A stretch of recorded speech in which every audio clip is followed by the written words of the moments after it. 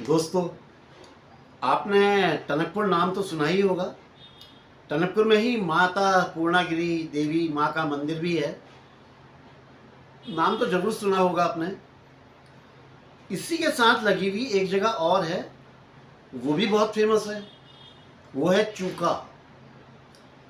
ये actually famous है लद्या घाटी के जो मैनीटर्स मैनीटर्स नहीं, इनफैक्ट टाइगर्स के लिए, मैन ईटर टाइगर्स के लिए, नरभक्षी बाघों के लिए फेमस है।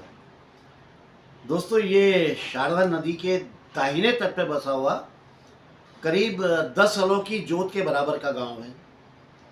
अब दोस्तों, आप ये मत पूछिएगा कि यार ये 10 हलों की जोत का क्या मतलब हुआ, क्योंकि सही तरह से मुझे भी नहीं पता है कि ये कितनी माप है। लेकिन मैंने कुछ लोगों से पूछा तो पता चला कि अगर एक लाइन से 10 हलों को उनकी जोड़ी के साथ फिट कर दिया जाए और बांध दिया जाए, तो वो जितनी जगह घेरेंगे, जितने जैसे दाइन एक तरफ ऐसे एक तरफ ऐसे लंबाई चौड़ाई में, उसे 10 हलों की जोत बोला जाता है। अब पता नहीं ये कितना सही है, ये गलत है, ये मुझे नहीं पता। लेकिन ज़मीन नापने का एक तरीका ये ज़रूर रहा होगा, ख़ास तौर पे उस टाइम में, उस ज़माने में। आप समझ रहे हैं ना। खैर, हमारी बात चल रही है चूका की, और ये गांव लद्या नदी और शारदा नदी जहाँ पे मिलती है, मतलब कि जहाँ पे दोनों नदियों का संगम होता है, दोनों आके मिलती हैं, उससे थोड़ा सा पहले बसा हुआ है। गांव के जो उस उत्तर पश्चिमी किनारा जो है, वहाँ से एक रास्ता एक फायर लाइन के साथ साथ करीब 1 मील तक जाता है। फिर वहाँ से 2 हिस्सों में वाइपरकेट हो जाता है, यानी कि 2 हिस्सों में बढ़ जाता है। एक रास्ता तो सीधे धार से होकर जो है वो थाक गांव की ओर चला जाता है, और दूसरा आड़ा तिरछा रास्ता जो है वो पहाड़ों से गुजरकर कोट किंदरी को जाता है। कोट किंदरी ये भी एक गांव है, और ये जो कोट किंदरी है उसका जो मालिकाना हक है वो भी चुका के निवासियों का ही है। दोस्तों, 1936 की बात है, 1936 की बात है। जाड़ों के दिन थे, और इस कोट कंदरी वाला जो रास्ता था, इसकी घटना है। शाम के समय एक आदमी अपने 2 बैलों को लेकर जा रहा था। जैसे ही वो चूका के पास पहुंचा, तभी अचानक एक बाघ फायर लाइन पे आ गया। पहले तो वो आदमी थोड़ा चौंक गया, फिर उसने थोड़ा हिम्मत और अपना थोड़ा समझदारी का परिचय देते हुए अपने आप को क्या किया, दोनों बैलों के बीच में कर लिया, यानी कि दोनों बैलों के बीच में आके खड़ा हो गया, और अपनी लाठी जो उसके हाथ में थी उसको लहराने लगा, और जोर जोर से चिल्लाने लगा। उसकी कोशिश ये हो रही थी कि बाघ भागे यार, रास्ता दे, भाग जाए। तो वो सब करने में लगा हुआ था।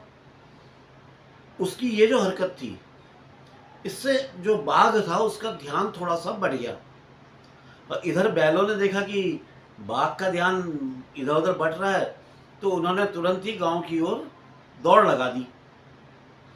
अब जब बाघ ने देखा कि उसके शिकार भाग गए हैं, भागने में सफल हो गए हैं, तो उसका ध्यान जो है आदमी की तरफ गया, और उसने अपनी पोजीशन ले ली कि अब इसी पर अटैक किया जाए।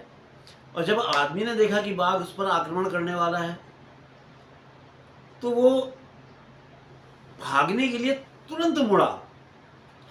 अब देखिए, जैसे ही वो मुड़ा, उतने में ही बाघ ने उसके ऊपर छलांग लगा दी। आदमी के कंधे में एक भारी भरकम हल रखा हुआ था। हल तो आप लोग जानते ही ना, वो ऐसे करके होता है जिससे खेत जोतते हैं। एक हल रखा हुआ था, और अपनी पीठ में उसने एक थैला रखा हुआ था, जिसमें चूका में ठहरने के लिए उसने अपनी ज़रूरत का सामान वगैरह रखा था, जैसे राशन पानी, खाद्य सामग्री, और भी जो उसके कपड़ा लगता जो भी रहा होगा, आदि आदि। एक थैला था जो उसने वो लटका रखा था अपने कंधे पर।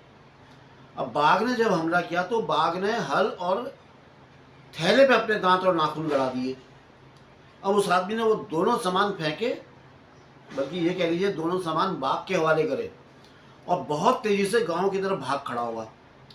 दौड़ते हुए वो बेइंतहा चिल्ला भी रहा था। अब जब उसकी आवाज़ इतनी जोर की थी तो उसकी आवाज़ को सुनकर उसके रिश्तेदार, उस गांव के उसके दोस्त और अगल बगल के जो भी उसके अड़ोसी पड़ोसी रहे होंगे, वो सब भी जो है गांव से निकले इसकी सहायता के लिए, दौड़ के इसके पास आ गए। बहरहाल ये आदमी बिना किसी बड़े नुकसान के गांव पहुंच ही गया। हालांकि बाघ का एक नाखून उसकी जो दाहिनी भुजा थी उसको कंधे से लेके पूरा कलाई तक चीर गया था, जिससे उसका घाव एक हो गया था जो काफ़ी गहरा घाव था। इतना बड़ा पंजा उसके जो पूरा चीर गया तो कितना गहरा घाव होगा। तो बड़े बड़े नाखून होते हैं बाघ के, बिल्ली के ही देख लो जब खोलती है तो इतना बड़ा नाखून निकलता है, तो बाघ तो फिर बाघ ही है। इस घटना को घटे हुए कुछ ही हफ्ते बीते थे। गांव के ही दो आदमी टनकपुर से आ रहे थे, उनको कोट किन्नरी जाना था। अब जब वो कोट किन्नरी जाने वाली खड़ी चढ़ाई पे चढ़ रहे थे तो उन्होंने उनकी नज़र पड़ी, उन्होंने देखा कि उनसे 50 गज की दूरी पे एक बाघ जो है रास्ता क्रॉस कर रहा है, उस रास्ते को पार कर रहा है। अब ये लोग जहाँ पे थे वहीं पे खड़े हो गए। कुछ देर तक तो इन्होंने वहीं पे खड़े रह के इंतज़ार किया और फिर अंदाज़ा लगाया कि शायद अब बाघ रास्ते से दूर हो गया होगा, चला गया होगा, वो अपना वो तो जा रहा था, निकल गया होगा। तो ये दोनों आदमी लगभग चिल्लाते हुए, मतलब ज़ोर ज़ोर से बातें करते हुए अपना कोट किन्नरी की ओर चलने लगे। लेकिन इनका जो अंदाज था ये गलत साबित हुआ। बाघ रास्ते में ही घात लगा के बैठ गया था, लगा ली, प्री पोजीशन में आ गया था बाघ, तो तैयार होके बैठा हुआ था। और ये दोनों लोग जैसे ही उसके नज़दीक पहुंचे वो एकदम से एक आदमी के ऊपर झपट पड़ा। उस आदमी के पास गुड़ था काफ़ी मात्रा में, एक थैला था जिसमें गुड़ भरा हुआ था। तो उसने कुछ इस तरह से पकड़ रखा था कि आधा थैला उसके सर पे था और बाकी का उसकी पीठ पर था। अब बाघ के जो दांत थे वो गुड़ की थैली में फंस गए और उसने वो ही छीना और उसे लेकर तेजी से पहाड़ से नीचे की तरफ भाग गया। आदमी बच गया। अब गुड़ से भरे हुए थैले की दावत किस जानवर ने उठाई होगी ये तो पता नहीं, लेकिन बाघ ने तो गुड़ नहीं खाया होगा। यहाँ मतलब जहाँ तक है कि मैं ये समझता हूँ कि बाघ ने गुड़ तो नहीं खाया होगा यार, कम से कम। अब आप लोग क्या समझते मुझे नहीं पता। इन दोनों घटनाओं से बाघ ने एक शिक्षा ले ली थी, बाघ को एक सीख मिल गई थी कि जिसके कंधे पे, सर पे या पीठ पर कुछ सामान हो तो उस पर अटैक नहीं करना है, उस पर नहीं झपटना है। क्योंकि 2 बार उसका एक्सपीरियंस बहुत बुरा रहा। एक बार तो लकड़ी और लोहे का हल उसके मुंह पे आया और दूसरी बार बेचारे को गुड़ का थैला लेकर भागना पड़ा। तो दोनों एक्सपीरियंस उसके लिए अच्छे नहीं थे। ये एक्सपीरियंस होने के बाद बाघ ने अब उन लोगों को अपना शिकार बनाना शुरू किया जिनके पास तो कोई सामान ना हो, जो एम्प्टी हैंड हो, जो निहत्ते हो, कुछ नहीं है जी उनके पास में, उन पर अटैक करो ताकि उसको कुछ पेट भरने को मिले। थाक गांव जो चुका से लगभग 3000 फुट की ऊंचाई पर है, इसकी आबादी किसी भी नॉर्मल एक पर्वतीय गांव की आबादी से कुछ ज़्यादा ही थी, कुछ ज़्यादा। दोस्तों अब सन 2024 यानी अब वहाँ की आबादी की पोजीशन क्या है ये तो मैं नहीं बता सकता हूँ, क्योंकि 10 साल से तो बिस्तर में पड़ा हुआ हूँ। लेकिन मैं आपको कहानी सन 1936 की सुना रहा हूँ, 1936 की। तो आप लोग भी अपने आप को सन 1936 में पहुँचा लीजिए, अपनी कल्पना को। आप ऐसी कल्पना कीजिए कि आप सन 1936 में हैं, यानी कि वर्ष 1936 में हैं, और उस टाइम का माहौल किस तरह रहा होगा, कैसा होगा, किस तरह के गांव घर होते होंगे, किस तरह से लोगों का जीवन यापन होता होगा। बिजली वगैरह नहीं होती थी, घने जंगल होते थे। उस समय के लोगों के लिए आज जैसी सुविधाएं मेरे ख्याल से ये तो एक सपने की तरह होती होंगी, या फिर ये चीज़ें तो उन्होंने सपने में भी नहीं सोची होगी। जैसे मुझे अपने बचपन की एक बात याद आ रही है। मेरा एक दोस्त बोला कि यार ये कुछ दिनों के बाद एक ऐसा टेप रिकॉर्डर मार्केट में आने वाला है जिससे पिक्चर भी दिखाई पड़ेगी। तो उन दिनों जो वो टेप रिकॉर्डर होता था, आपको याद होगा, ऊपर स्पीकर होता था, बीच में कैसेट लगता था, नीचे बटन होते थे। तो मुझे लगता था जहाँ पे स्क्रीन बनी हुई है वहाँ पे जो है पिक्चर चला करेगी। तो ये दिमाग में हमारे था। थोड़ा सा एक अविश्वसनीय था, लेकिन आने वाली है ऐसी हवा चल रही थी। लेकिन फिर वीसीआर आ गया, सच्चाई हो गई। अब मोबाइल फ़ोन, मिक्सर ग्राइंडर और पता नहीं क्या क्या कुछ। उस समय में तो साहब टॉर्च तक नहीं थी। जो टॉर्च जो आजकल बड़ी कॉमन चीज़ है, जो मोबाइल में भी है, वो तो थी नहीं। खुद जिम कॉर्बेट साहब ने अपनी ज़िंदगी का पहला टॉर्च रुद्रप्रयाग के आदमखोर तेंदुए के शिकार के दौरान देखा था, आपको याद होगा। स्पेशली वो दिल्ली से मंगाया गया था टॉर्च। तो आप लोग खुद ही समझ सकते हैं कि किस तरह का माहौल रहा होगा तब का। खैर दोस्तों,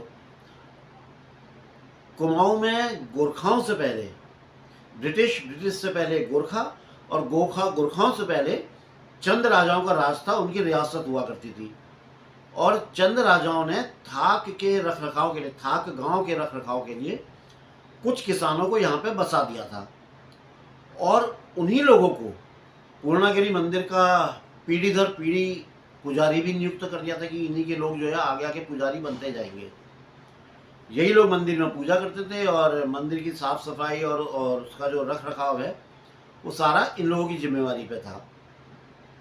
इन लोगों को खेती के लिए भरपूर उपजाऊ ज़मीन मिली हुई थी, जिसमें अच्छी खासी फसल होती थी, और मंदिर से होने वाली ढेर सारी इनकम। इससे क्या हुआ कि थाक के जो निवासी थे वो काफ़ी समर्थ हो गए थे, काफ़ी पैसे वाले थे। उन्होंने बड़े बड़े मकान बनवा लिए थे, और बड़े बड़े झुंड रख लिए, झुंड के झुंड रख लिए थे मवेशियों के। तो इतनी गाय भैंसे बकरियां वगैरह पाल ली थी, खूब मवेशियों के झुंड उन्होंने रख लिए थे। जून का महीना था, 7 आदमी और 2 लड़के गांव के मवेशियों को थाक से करीब 200 गज दूर पश्चिम दिशा की तरफ चरा रहे थे, चराने के लिए गए थे। सुबह के 10 बजे के आसपास का टाइम था। इन लोगों ने देखा कि कुछ जानवर मैदान से जंगल की ओर दौड़ रहे हैं, मैदान से जंगल की ओर दौड़ रहे हैं। तो इन लोगों ने, जो 2 लड़के छोटे लड़के थे जिनकी उम्र करीब 13-14 वर्ष के करीब थी, उनमें से एक लड़के से कहा कि जा भाई उस मवेशी को, जो मवेशी जंगलों के अंदर घुस रहे हैं, उनको वापस ले आ। वो चला गया, और ये बाकी लोग जो है बैठ के, ये 7 आदमी अपना बैठ के और एक वो बच्चा बैठ के गपशप करने लगे। और फिर बातचीत करते करते ये लोग वहीं पे सो गए। करीब 6 घंटे के बाद एक कांकड़ ने पास से ही अलर्ट कॉल करी, जिसकी आवाज़ को सुनकर ये लोग उठ गए, जग गए। लोग इन्होंने देखा कि मवेशी जितने हैं सब वो इधर उधर छटके हुए हैं। तो इन्होंने दूसरे लड़के से कहा, जो दूसरा बच्चा था, कि वो जाए और मवेशियों को इकट्ठा करके मैदान में ले आए। वो लड़का उठा और जंगल की तरफ चला गया।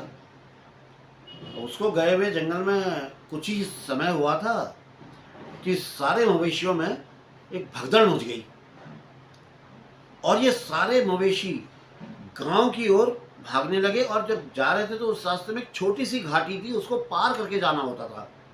और जैसे ही मवेशी उस घाटी को पार कर रहे थे, तभी एक बाघ जो है गाय पर झपट पड़ा, उसने अटैक कर दिया गाय के ऊपर। और ये सब होते हुए, उस बाघ को उस गाय पर झपटते हुए इन 7 आदमियों ने अपनी आंखों से देखा। उधर गांव वालों ने जब मवेशियों की चित्कार और आदमियों के शोर को सुना, उन्होंने भी सुना भाई इतना हल्ला गुल्ला ये क्या हो रहा है। तो वो सभी लोग घरों से निकलकर एक जगह पे आ गए, जो थोड़ा सा ऊंचा सा एक स्थान था, एक जगह थी थोड़ा सा ऊंची, उस हाइट पर आ गए और वहाँ पे जमा हो गए। और वहीं से नीचे घाटी को देखने लगे कि वहाँ पे जो घटना चल रही है, ये सब वहाँ से खड़े होकर देखने लगे। उसी भीड़ में एक विडो लेडी भी थी, एक यानी विधवा महिला भी थी, जो उन दोनों छोटे लड़कों में से एक की माँ थी।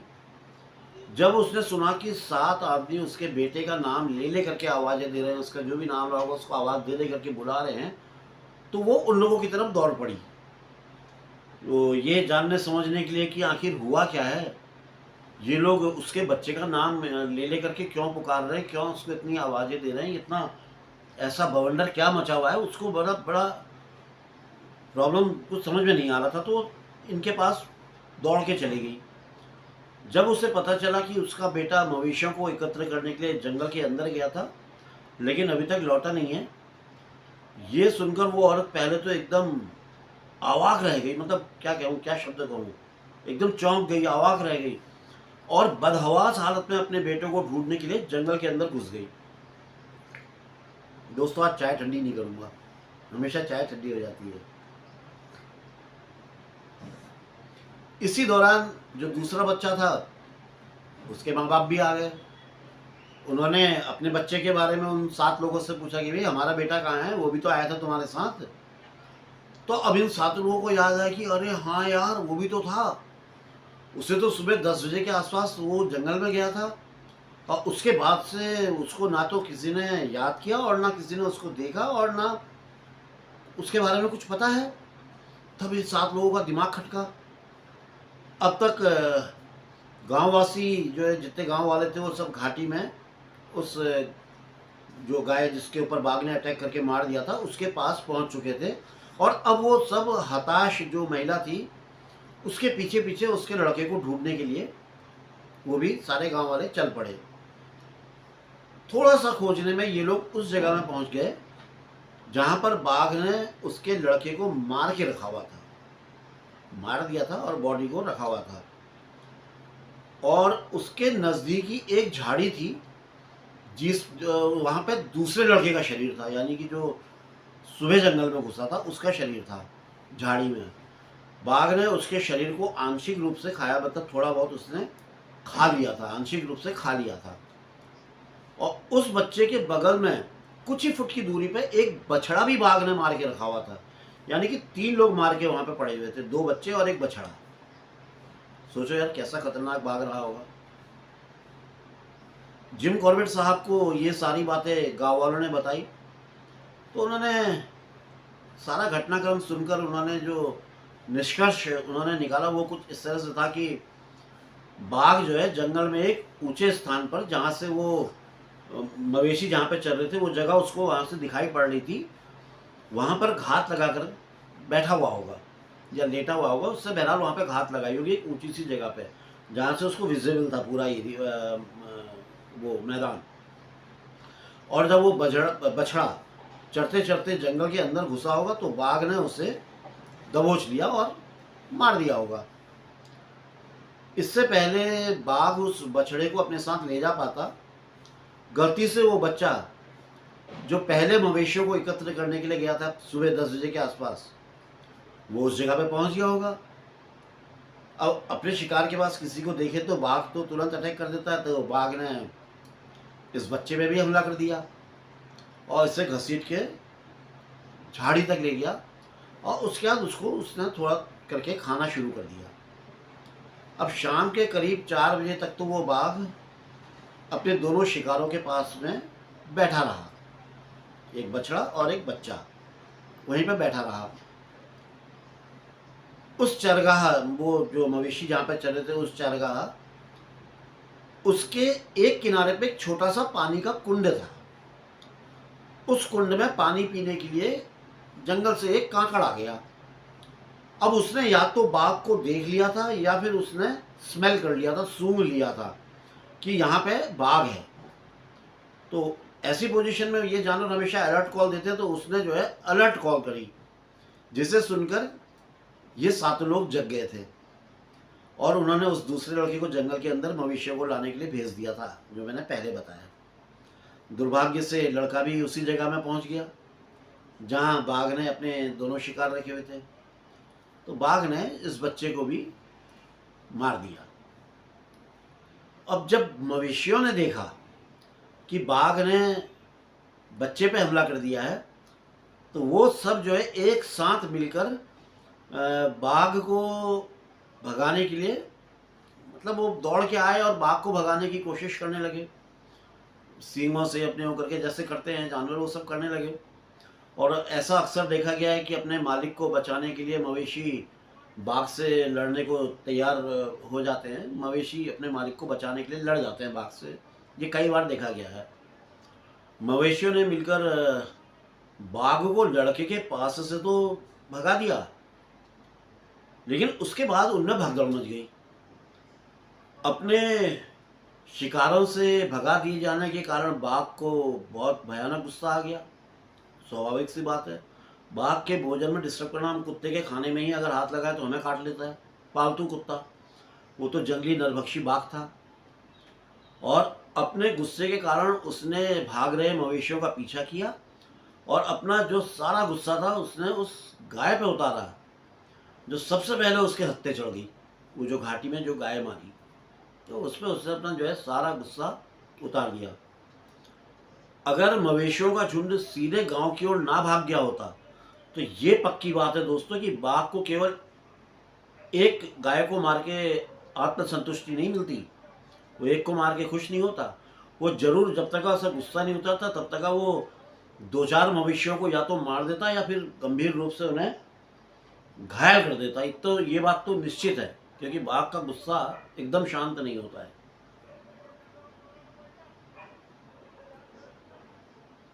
जिम कॉर्बेट साहब भी बताते हैं कि उनकी ज़िंदगी में भी कुछ इसी तरह का एक मिलता जुलता एक अनुभव हुआ था।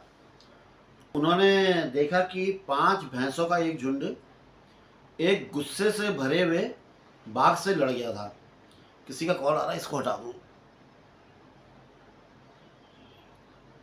और इस महाभयानक लड़ाई का अंत भी भयानक था। बाघ ने उनमें से एक को मारा तो बाकी के 4 भैंसें ने उस बाघ पर आक्रमण कर दिया और वो चारों भैंसें दिलेरी से तब तक लड़ती रहीं जब तक कि वो सबकी सब नहीं मर गई, यानी कि अंतिम भैंसे ने तक उस बाघ से टक्कर ली। हालांकि बाघ भी जो है उस लड़ाई में काफ़ी घायल हो गया था, क्योंकि जब उसने सारी भैंसों को मार दिया और उसके बाद वो जहाँ पे इनका ये क्या कहना चाहिए फ्रंट, वॉर फ्रंट, युद्ध भूमि को छोड़ा तो उसके खून के निशान भी बहुत ज़्यादा पड़े हुए थे। बाघ के खून के निशान भी जगह जगह पे दिख रहे थे।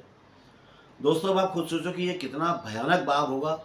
उसने एक ही दिन में 2 आदमियों और 2 मवेशियों की जानबूझकर हत्याएं कर दी थी।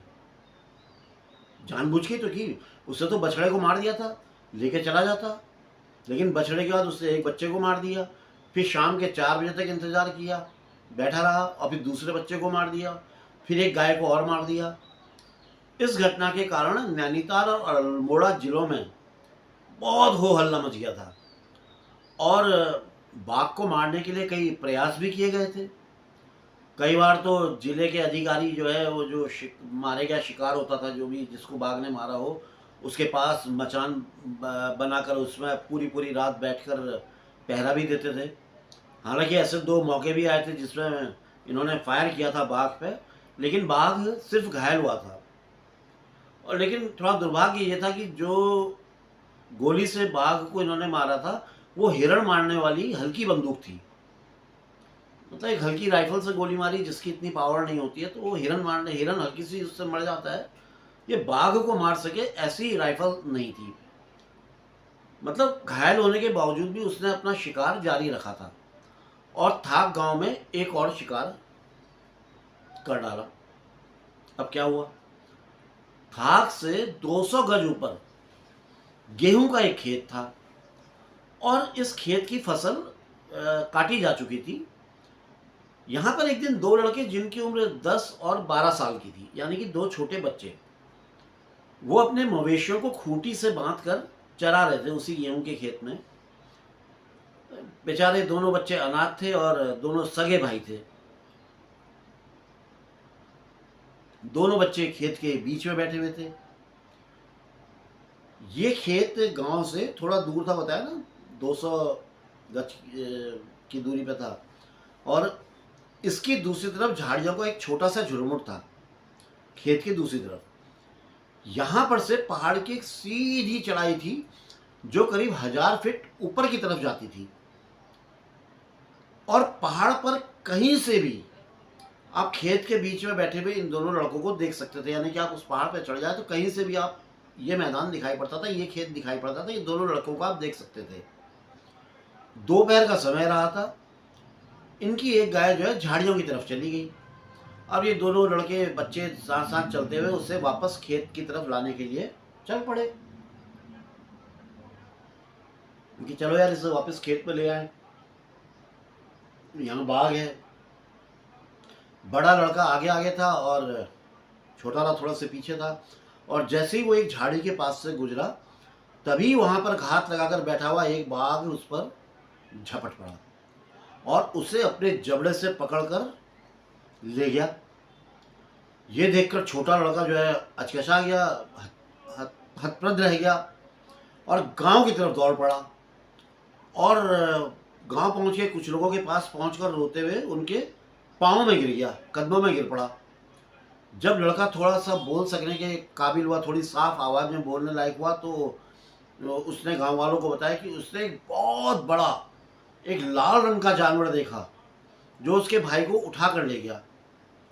शायद इस बच्चे ने अपनी ज़िंदगी में पहली बार किसी बाघ को देखा होगा।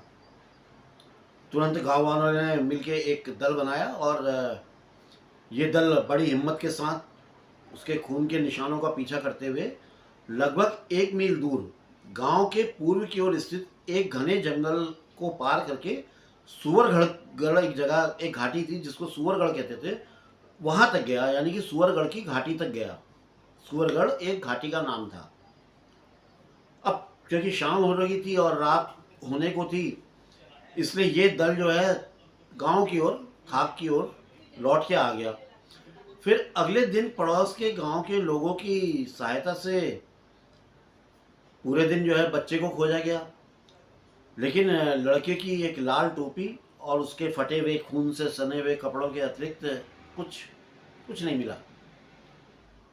और ये जो है चूका के नरभक्षी का अंतिम मानव शिकार था, क्योंकि इसके बाद जिम कॉर्बेट साहब ने उसका शिकार कर दिया था। जिम कॉर्बेट साहब बोलते हैं कि वो ये नहीं सोचते हैं कि साहस की प्रशंसा करना, हिम्मत की तारीफ करना तब तक संभव है जब तक कि उस खतरे का खुद ही अनुभव ना किया जाए। यानी कि जब तक आपको खुद अनुभव नहीं होगा तब तक आप उस खतरे का जो है उसको आप समझ नहीं सकते कि क्या होता है। वो लोग जो कभी किसी ऐसे क्षेत्र में नहीं रहे हैं, आप में से कई लोग होंगे जो गांव घरों में नहीं रहे हैं, जंगलों के बीच में नहीं रहे हैं, और स्पेशली वहाँ तो कभी नहीं रहे होंगे जहाँ पर कोई मैन ईटर टाइगर एक्टिव हो। उनके लिए ये सोचना कि एक माँ अपने बेटे को खोजने के लिए जंगल में चली जाए, या 2 लड़के मवेशी को चरा रहे हों और उनमें से एक लड़के को बाघ उठा ले जाए, या गांव के और लोग एक ग्रुप बनाकर उनमें से एक गायब लड़के को खोजने के लिए जाए, ये एक बड़ी साधारण सी बात हो, ये आप लोगों के लिए शायद हो सकता है। लेकिन उन लोगों के लिए जो ऐसे क्षेत्र में रह रहा हो जिसमें उन्हें ये पता हो कि वहाँ एक गुस्से से भरा हुआ बाघ है जो लोगों का निहत्था होते हुए भी, मतलब एक ऐसा बाघ है जो कभी भी अटैक कर सकता है, और ये लोग जो निहत्ते हैं, नरभक्षी द्वारा जो छोड़े गए खून के निशान हैं उनका पीछा करने के लिए जाते हैं, या माँ अपने बेटे को ढूंढने के लिए जंगल के अंदर घुस जाती है। ये ऐसे कारनामे हैं जिनमें साहस का होना बहुत ज़रूरी है, हिम्मत का होना बहुत ज़रूरी है, आत्मबल का होना बहुत ज़रूरी है। और इस तरह के लोगों को की जो है तारीफ दिल खोल के करनी चाहिए, ऐसे लोगों को सैल्यूट करना चाहिए। क्योंकि यार ये वाकई में बहुत बड़ी हिम्मत की बात है कि आपके पास कोई औजार नहीं, कोई बंदूक नहीं, कुछ नहीं, और आप जो है नरभक्षी बाघ से, उसका मुंह से उसके शिकार को छीनने के लिए आप जा रहे हो। तो ये इमेजिन करिए आप कि आप अपने पालतू कुत्ते के मुंह से उसकी खाना खाते हुए उसकी प्लेट के आसपास पे प्लेट पर हाथ लगा के प्लेट छीन लें, क्या पोजीशन होगी। तो दोस्तों ये है ना वाकई में हिम्मत का काम। तो ऐसे लोगों के लिए सैल्यूट तो बनता ही है यार। दोस्तों इसका बात क्या हुआ मैं आपको अपने इसके अगले एपिसोड में सुनाऊंगा, क्योंकि आप सभी लोग जानते हैं कि ज़्यादा देर बैठना मेरे लिए भी संभव नहीं होता, और ज़्यादा लंबी कहानी फिर बोरिंग भी हो जाती है। तो थोड़ा थोड़ा ले करके आपको सुनाते जाऊंगा, 1-2 दिन में इसके आगे क्या हुआ वो सुनाता हूँ। तो दोस्तों जो प्यार, जो सम्मान, जो इज्जत, जो आशीर्वाद, जो ब्लेसिंग्स आप जो उत्तरांचल डायरीज़ को दे रहे हैं यार, ये अतुलनीय है, ये अनमोल है। इसको दिल से मैं स्वीकार करता हूँ, और सच्चे दिल से करता हूँ यार, बहुत दिल की गहराइयों से करता हूँ। मैंने जब ये उत्तरांचल डायरी शुरू किया था, मुझे उम्मीद नहीं थी कि आप लोग इतना प्यार देंगे, इतना सम्मान देंगे, इतना आशीर्वाद देंगे। ये मेरी आशाओं से कहीं ज़्यादा है। उम्मीद करता हूँ आप ऐसे ही अपना प्यार, अपना आशीर्वाद, अपनी दुआएं मेरे साथ रखेंगे और उत्तरांचल डायरीज़ को एक नया आयाम देंगे, एक नई ऊंचाई तक आप इसको ले जाएंगे। और इसी दुआ के साथ दोस्तों मैं अपनी कहानी को फ़िलहाल के लिए विराम देता हूँ, अल्प विराम देता हूँ। फिर इसके बाद अगले एपिसोड में आपको सुनाता हूँ। तब तक का के लिए दोस्तों बाय बाय। जय बद्री विशाल, जय उत्तराखंड, जय जय जय, जय माँ भारती।